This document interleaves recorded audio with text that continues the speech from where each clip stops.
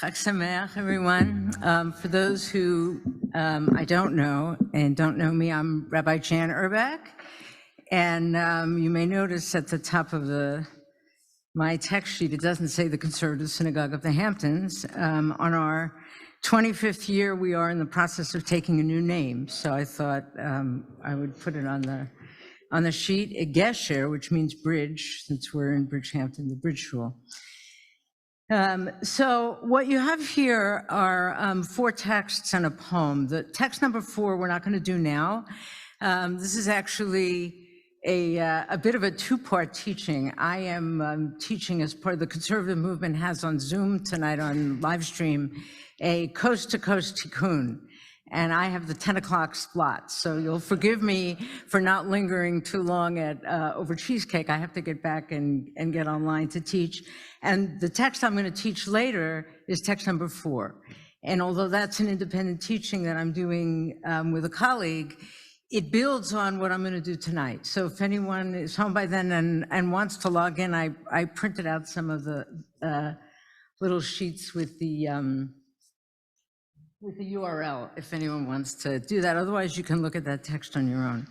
So we're going to move from the written Torah, from the Torah text itself, to an Agadah from the oral Torah, from the Gemara. And it's an Agadah. Agadah means story.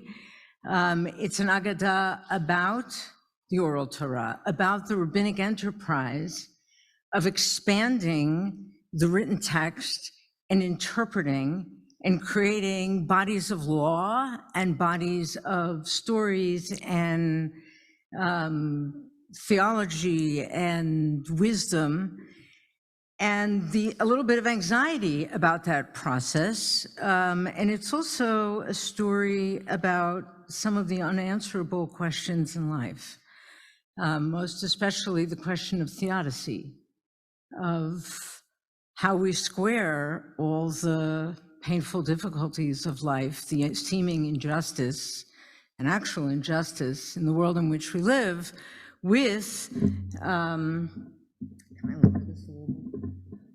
with our understanding of God and God's ways, right? How do we do that? So this text is a very, very famous midrash, Agadah. I know many of you will have encountered it before. For those who haven't, spoiler alert, it has a very shocking end. That shock is deliberate. And I'm going to offer a somewhat different read, I think, than we usually get. That was informed by an analysis of this text by Rav Dr. Yonatan Feintuch of Yeshivat Har Etzion. Now, when we study rabbinic stories like this, these are pieces of literature. And so it's often useful to analyze them as literature and look at what the rabbis were doing when they constructed this story. So I'm going to read the first half of this story, and I want to suggest that the structure of this story is very clearly divided into two parts, 2 halves. So here goes. Rav Yehuda said in the name of Rav, when Moses ascended on high, he found the Holy Blessed One, God, engaged in affixing crowns to the letters of the Torah. So if you've ever seen a Torah scroll, you know that the writing in the Torah scroll has all these tiny little decorations at the top of a whole bunch of letters, right? So the image here is God is like the Torah is in 3D. It's not a pen. God is creating the Torah and tying all these little decorations on the top of every letter. So Moses says to God, Ribono Shel Olam, Master of the universe, who stays your hand? Right, which is a way of saying, what are you spending time on this for? Like, you, God, have a lot of things on your list of things to do. You're sitting and tying all these little decorations on the letters of the Torah? God said to him, there is a certain man who is destined to be in the future, after many generations, Akiva ben Yosef by name, Rabbi Akiva, who in the future will expound upon each thorn, right? Each jot and tittle, they say, of each little decoration on these letters, heaps and heaps of halachot, of Jewish law, right? And so that's why I'm doing it.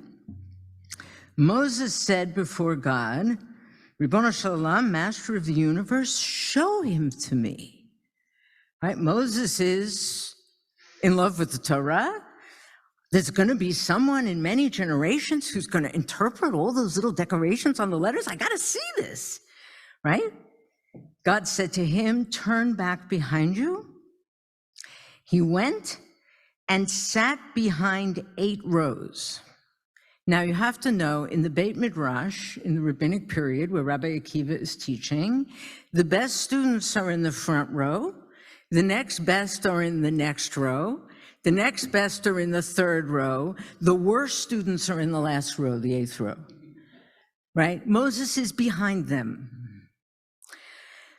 So he sits behind all 8 rows and he has no idea what they're saying. Rabbi Akiva is teaching Torah. Moses has no idea what's going on. He grows weak, right? He's ready to pass out, right? Intellectually, physically, he loses all his energy. But when Rabbi Akiva came to a certain matter, the disciples said to him, Master, whence do you know this? How do you know this is the Torah? He said to them, Halacha Moshe miSinai.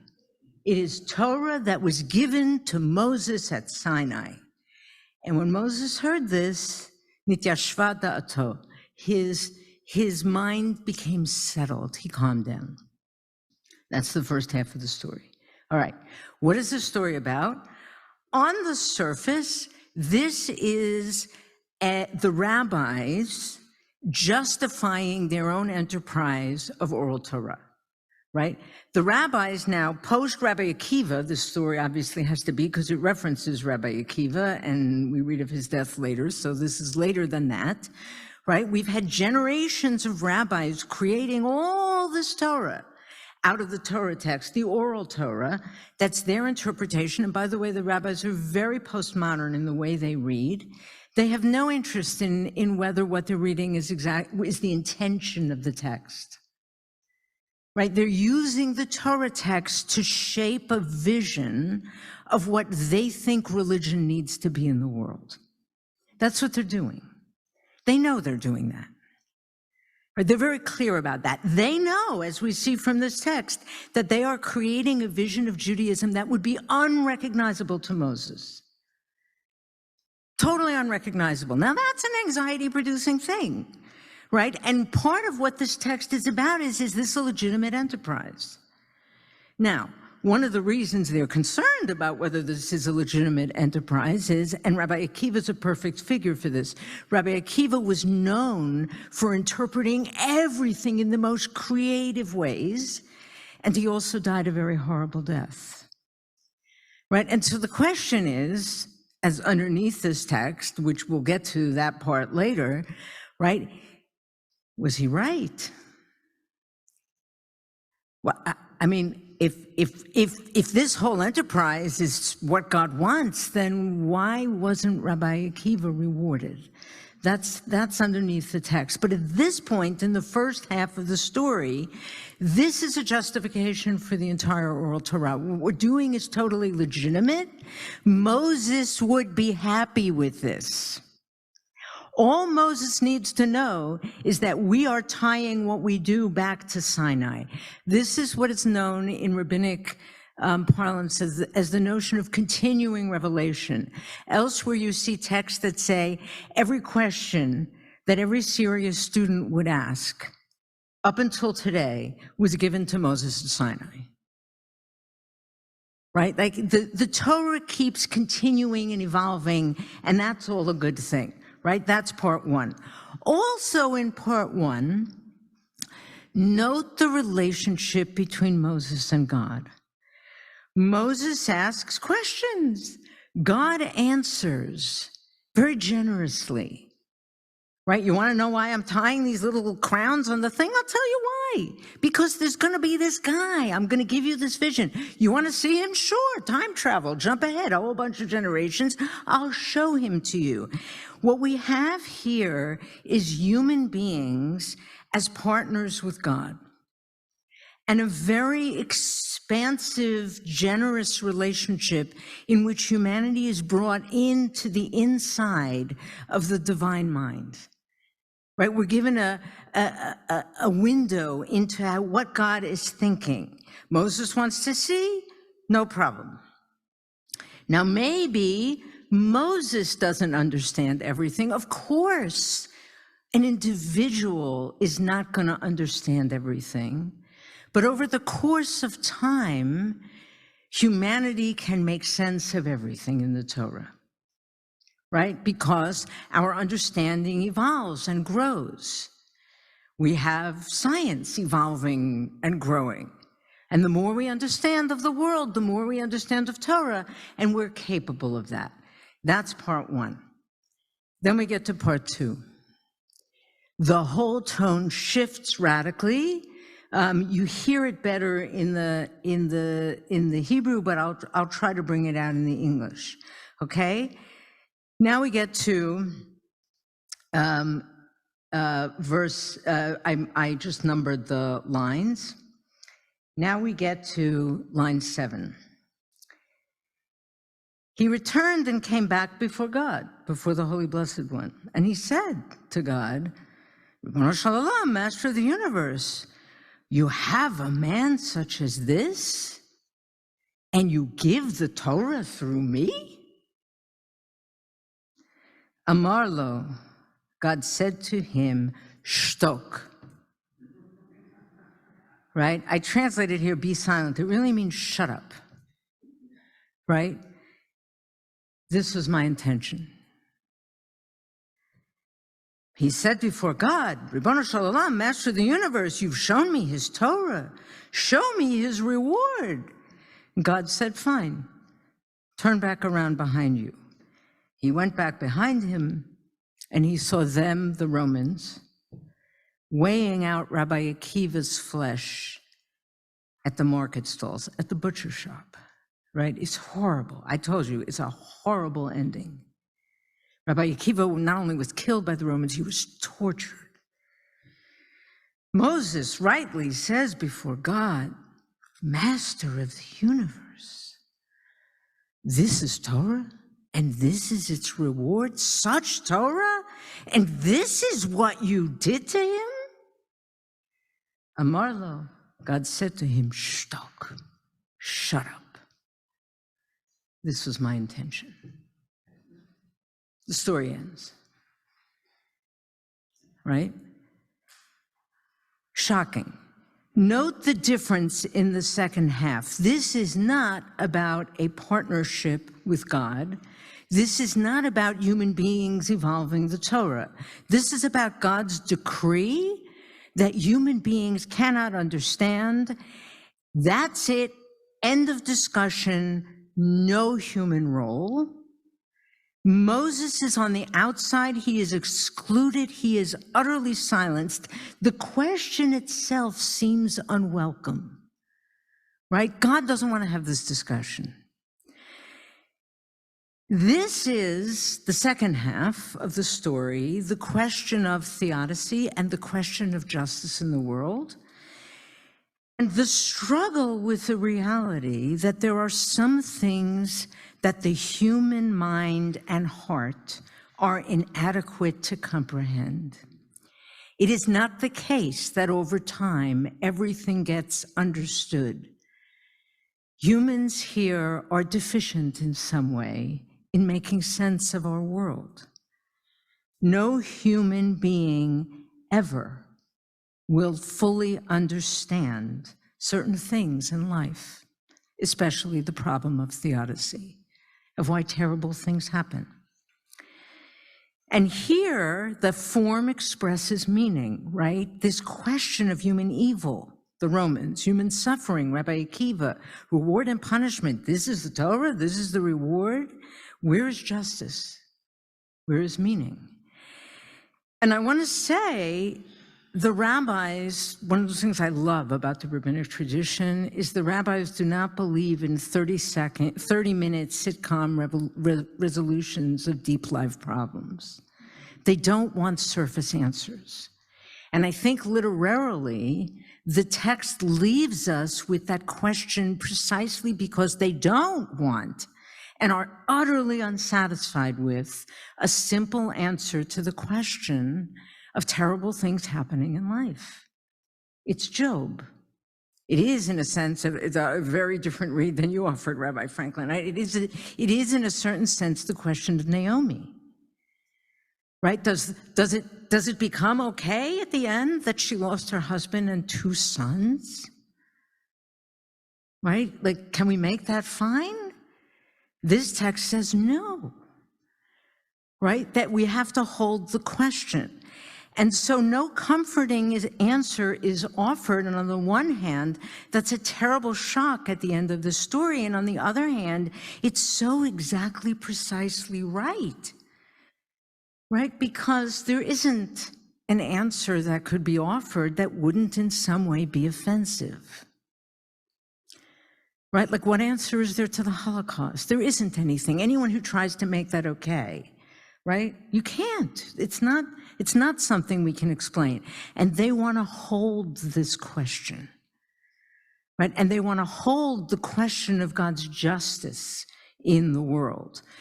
Jeffrey Rubenstein, a great scholar of rabbinic agadot, says that this text really deals with 2 questions that occupied the rabbis on this deep existential question. One is the legitimacy of their own enterprise, the oral Torah.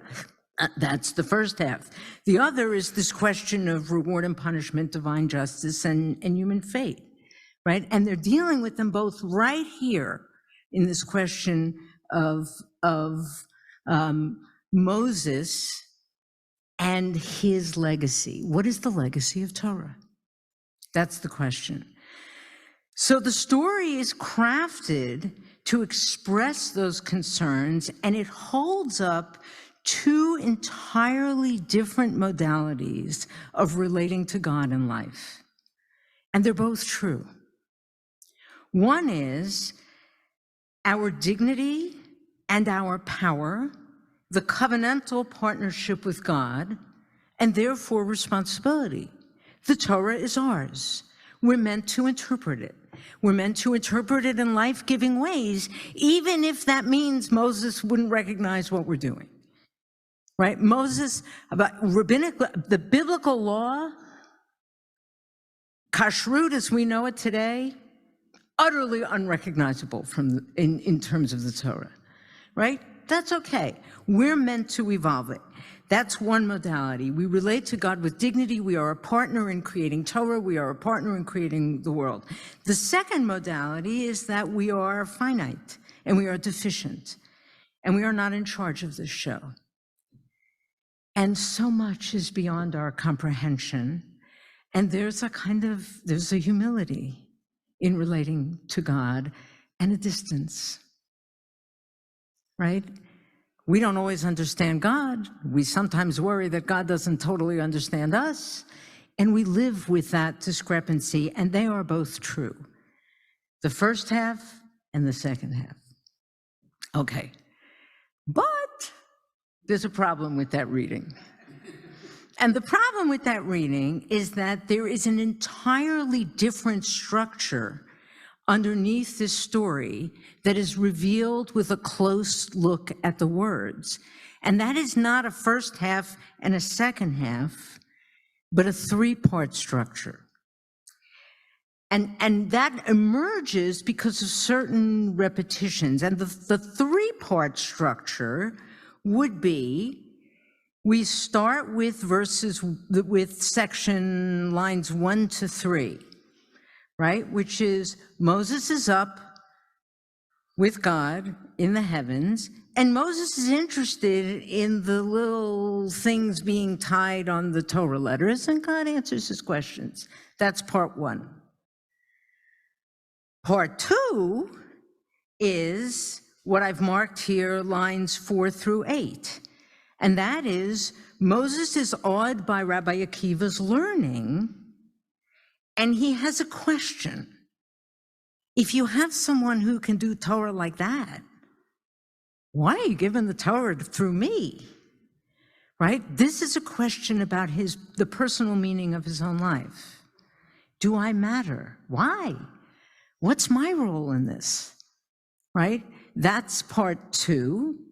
And then part 3 is Moses is shocked by Rabbi Akiva's torture. And he has a question. How is this a reward? How is this justice? And that's a bigger question. Is there meaning in general to life? Is there meaning to goodness? Why does it matter? If we all end up, why do bad things happen to good people, right? That's the third question. Now, this structure emerges so clearly because of the similarity of structure of parts 2 and 3. You sort of can't miss it. Once you focus on it, you can't avoid seeing it. They created the story very heavy-handedly to create that structure, because each of those second 2 parts begins with Moses wanting to see something, being told to turn around. He turns around, then he challenges God based on what he sees, and God responds to him with the exact same language each time, shtok, shut up.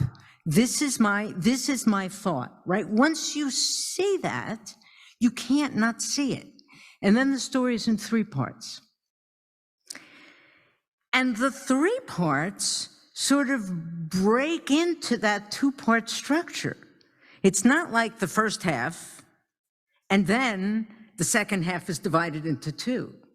Right? They sort of overlap. That's why I divided it here on the page into 4 pieces so you could see, right? Like, do you make the break after part 3, or do you break it after part 6? Right? It breaks it up. So why? Why did they create it this way? Because they did that intentionally. So Rav Feintuch, who I'm drawing some of this from, what he says is that it messes up the neat division of the initial 2 questions, right? We want to think that there are these 2 discrete ways that we relate to God, or there are 2 discrete ways that we relate to Torah, right? That on the one hand, we have this power and dignity and responsibility, and on the other hand, there's human finitude and limitation and deficiency. There's the oral Torah. We have the right to interpret. There's God's decree. These 2 aspects are inextricably linked. They can't be separated. And the story presents them that way by having this dual structure. You have to see the integration of the 2 parts, the 2 modes of relating to God. So here, I'll just share with you a little bit of Rav Feintuch's language. He says, the breaking of the structure reflects the fact that the narrators can't draw a complete separation between the 2 subjects. They can't be satisfied with the answer to the first question about the oral Torah. Is it legitimate? They can't be satisfied while at the same time remaining frustrated and helpless at the lack of resolution to the second question. Is there justice in the world? Is there reward and punishment? Ultimately, life is a single, complete human experience, and things are intermingled and intertwined. We might even say that the combination of the structures and the breaking creates a chaotic effect. Man's sense of greatness in view of his partnership in Torah and his sense of smallness at his inability to understand the world and his lack of control over its workings are intertwined. There may be a positive aspect to this entanglement. It prevents us from coming to think of ourselves as gods. On the other hand, The paradoxical chaos also frustrates us and diminishes our stature. In any event, the human experience is complex, and this complexity is reflected in the story, right? That's the structure of it. And I want to say, in terms of our holiday now and Shavuot and receiving Torah, right? We want to think sometimes that we can separate the process of our own interpretation and God's decree. Can you translate? Right? Is it legitimate to translate to the point of an interpretation that Moses would never recognize? But each partakes of the other, right? We are always in the mode of our own interpretation while simultaneously trying to discern and yield to God's will and the expression of the divine. Right? We are always trying to discern God's will, even as we are trying to kind of legislate a vision of a society that at least embodies the grand principles of the Torah, right? And that takes me to another text that I want to look at, because this text deals with the difficulty of squaring justice in our experience of the world. But what happens when, even more sharply, the injustice, the pain, the oppression, the suffering emerges from the Torah text itself, right? What happens when the source of the pain that the human being is experiencing is from religion?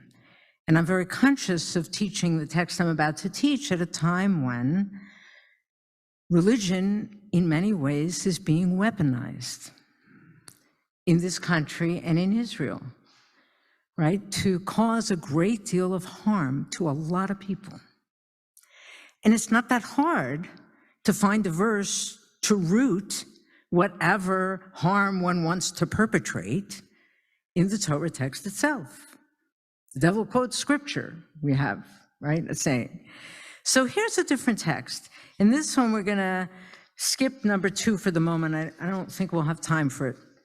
And we're going to go to number 3. And number 3 is from a collection of midrashim, of interpretations and stories, retellings of the Torah and of classic midrashim like the one we just read, by women in Israel. And it's a collection called Dir Shuni. There are 2 volumes of it. There's 1 volume available in translation that's kind of a best of both of the Hebrew volumes.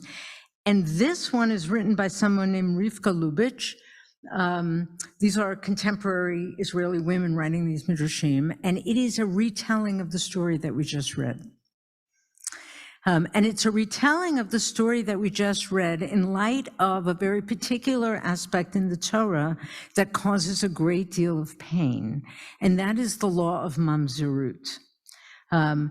The notion of mamzerut, mamzer is a word that appears in the Torah but is not defined there, and has come to mean in the oral Torah a child who is born from a sexual union that is prohibited by the Torah, right? This is not someone who's born out of wedlock. Torah doesn't forbid sex out of wedlock. That's not an issue the Torah is worried about, right? This is somebody born from a forbidden union, like incest or adultery, right? And the Torah is very harsh about mamzerim, as we'll see. This is a text that deals with that, and you'll hear, I hope, the echo of the text we just read. So this is called Moses Visits Bruria's Beit Midrash. Bruria is one of the few women who is named in the Torah.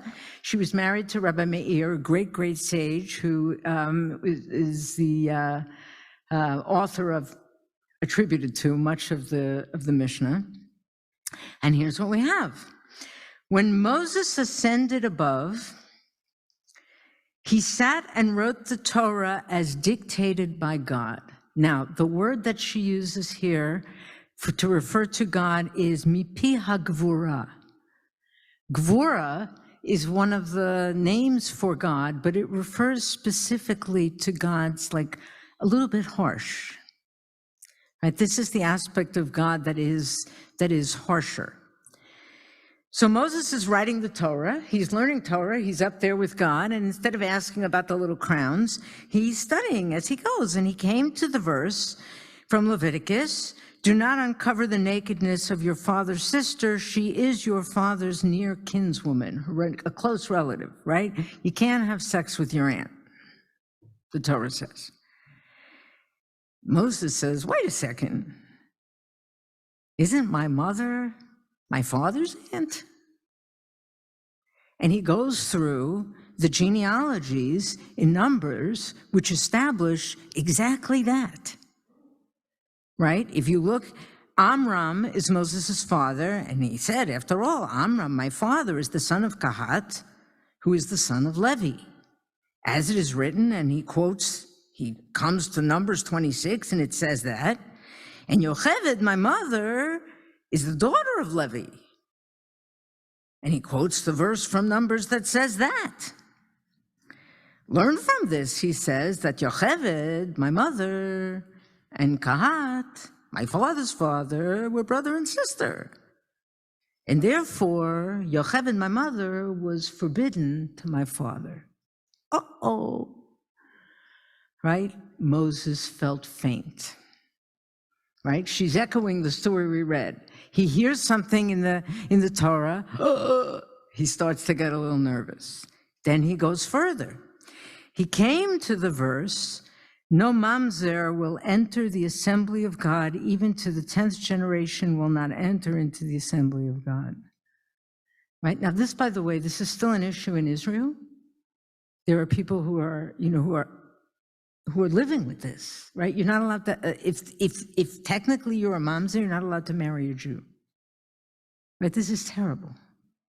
Rivka Lubitch argues before the Supreme Court about this, and she writes a lot of midrashim about this. Okay, so he comes to this verse, and he says the Holy Blessed One didn't explain what a mamzer is, right? There's nothing in the Torah that says what it is. He heard some say a mamzer is one born of sexual relations forbidden by the Torah. The exception is sex during menstruation. It's forbidden, but it doesn't create mamzerut. He said, could I and my siblings be mamzerim? Now he loses all his strength. Can you imagine? Moses is prohibited to be part of the people of Israel, he says. For 39 days he went and he wept until it seemed to him that he heard a voice saying, "Shtok, be silent." This intention arose before me, and he wanted to die. Right? He imagines that he hears God saying, don't ask those questions. I don't want to hear it. That's the law. End of story. Too bad if it hurts you. He imagines that. Right? It doesn't say that's God's voice. It's what he imagined in his suffering. He wants to die. He turned around. Same language as our midrash. And he sat in the Beit Midrash of Bruria. A Beit Midrash of women. He heard a woman ask, why is the law of mamzerut not practiced today? Halavai, it should be. We don't practice this law, right? And they answered her. There are answers to such questions. We're back in the first part of the other text, right? This is not a shtok, this is the decree. No, there's an answer. Two possible answers. One answer is because we don't receive testimony regarding a mamzer, right? This makes a lot of sense. There are lots of things in the Talmud where they say, we don't want to have testimony about that, right? There are things we don't want to know. We don't want to hear something that's going to cause enormous pain. So we don't accept testimony. There's no testimony, we can't determine it. End of story. That's one answer. And because it has already been decided that the entire community are presumed to be mamzerim, and we're all permitted to one another. right? This is another classic rabbinic move, right? We assume everyone, and then there's no problem, right? We assume because we don't have the temple anymore, we don't have to worry about whether people have ritual impurity. We assume everybody's impure. End of story. We don't have to worry about it anymore, right? Look, there's two ways you can deal with this law. You can fix this. That's what the oral law is for. You can fix it, right? Moses' mind was eased. End of story. Right? This midrash in some way goes in the reverse of the other midrash. And what it's doing here is it's reclaiming the importance of using the power of oral Torah, of the dignity of our partnership with God to interpret the Torah, to make sure that we interpret it for the good, right? So we hold the reality that terrible things happen to people. Human beings are sometimes evil. We can't explain why. And sometimes it's not because of a human being. Sometimes it's a terrible illness or a natural disaster, whatever the reason, an accident. Terrible things happen. And it is not within our power to fix those things, always, and it is not within our power to explain them, and we should not try. Right? There are things we have to just acknowledge that we can't, because when we try to explain them away, we end up with like being in a sitcom, and it's hurtful, right? No. But we should never let the Torah be the cause of those things. Right? They happen, but they should never be because of the Torah. That is within our power and our responsibility to fix. That's the first part of that midrash, right? God is tying those little crowns on the Torah precisely to give us the opening to fix the ways in which religion can be misused to cause harm. And that means that we can't be fundamentalist about the text ever, that it's impermissible to just quote a verse and say, oh, Deuteronomy says, end of story. No, you have to find a way to fix it. That's the human responsibility, right? And that's what this set of midrashim is doing. So I wanted to close with, if you turn to the last page, I thought we should read tonight.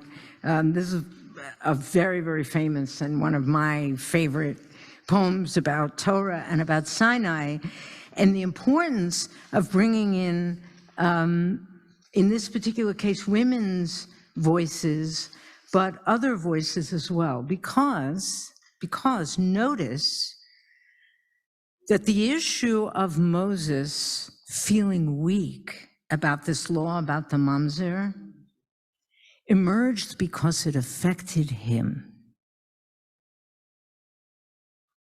right? And that's part of the problem, right? Like, we don't always see it as a problem until it's me. And then all of a sudden we realize, it reminds me of Brian Stevenson's, you have to get proximate to the problem, right? It's when it affected him that he realized. And that's why we need the Torah to be interpreted by the full Jewish community and not just a subset of it. It's why we need women's voices in the Beit Midrash. We need the Beit Midrash of Bruria, because women are sometimes affected by different things. It's why we need non-white Jews making Jewish law. It's why we need LGBTQ, right? It's why we need everybody interpreting, because we all see different things. And so I thought we would end with Merle Feld's poem, We All Stood Together. It's on the last page of the packet. This is for Rachel Adler. My brother and I were at Sinai. He kept a journal of what he saw, of what he heard, of what it all meant to him. I wish I had such a record of what happened to me there. It seems like every time I want to write, I can't. I'm always holding a baby, one of my own or one for a friend, always holding a baby, so my hands are never free to write things down.